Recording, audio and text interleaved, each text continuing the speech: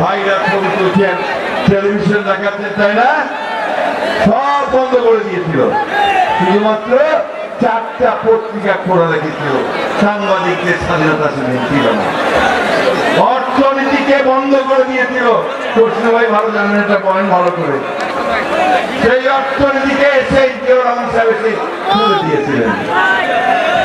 সংস্কারের কথা বলেন, আরে প্রথম সংস্কার তো করেছেন জিয়াউর রহমান, একদলীয় শাসন ব্যবস্থা থেকে মৌলবাদ নিয়ে যেতেন, সংবাদপত্রের স্বাধীনতা দিয়ে দিয়েছেন, বিচার বিভাগের স্বাধীনতা দিয়ে দিয়েছেন, অর্থনীতিকে মুক্ত করে দিয়েছেন।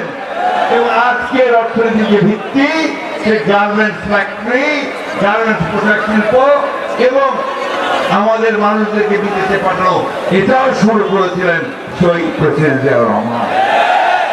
আর আমাদের নেত্রী দেশের বেগম খালেদা জিয়া, তিনি 9টা বছর প্রেসিডেন্ট জিয়াউর রহমানের শাহাদাতের পরে গণতন্ত্রের জন্য পথে পথে মাঠে ঘাটে ঘুরে ঘুরে বেরিয়ে গণতন্ত্রের শুনে নিয়ে এসেছেন ইরশাদকে পরাজিত করে। তিনি আমাদেরকে পার্লামেন্টে ডেমোক্রেসি দিয়েছিলেন। আর একই সঙ্গে গণতন্ত্র যেন ভালোভাবে যায়, একটা গণতান্ত্রিক কালচার যেন তৈরি হয়, সেই জন্য তিনি কেয়ারটেকার গভর্নমেন্ট ব্যবস্থা পার্লামেন্ট আমাদের সংবিধানে নিয়ে এসেছিলেন।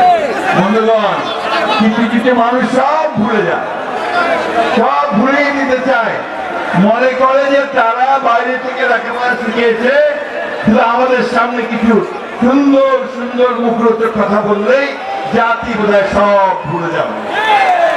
তাদেরকে বলবো, দয়া করে আজকের এই সমাবেশটা দেখে নেন। এটা দেখেও যদি আপনাদের সম্বিত ফিরে আসে, তাহলে জাতি উপকৃত হবে। বন্ধুগণ, সোজা হিসাব করতে যেটা বলেছেন, বাংলাদেশের মানুষ গণতন্ত্র চায়, বাংলাদেশের মানুষ তার অধিকারকে প্রয়োগ করতে চায়। আমাদের তরুণরা তারা চাকরি চায়, ব্যবসা চায়, কর্মসংস্থান চায়, তাই না? আমাদের মায়েরা তারা ছেলেদেরকে লেখাপড়া শেখাতে চায়, আমাদের স্বাস্থ্য ব্যবস্থা